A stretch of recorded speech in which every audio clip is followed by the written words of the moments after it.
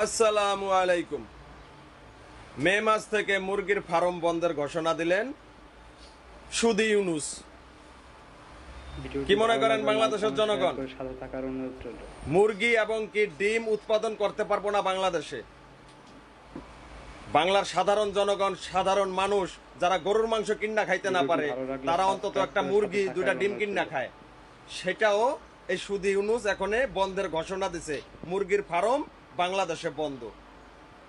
এখন আপনাদেরকে ইসরায়েল থেকে ডিম না খাওয়াইবো, বড় বড় ডিম, যেই ডিম খাইলে একটা দিয়ে আপনারা পুরো ফ্যামিলি চালাইতে পারবেন। আর না হইলে এই সুদি ইউনুস যেদিকে যায় ওদিকেই শোনে জয় বাংলা, জয় বাংলা, জয় বাংলা স্লোগান দিতেছে বাংলার জনগণ, বাংলার সাধারণ মানুষ।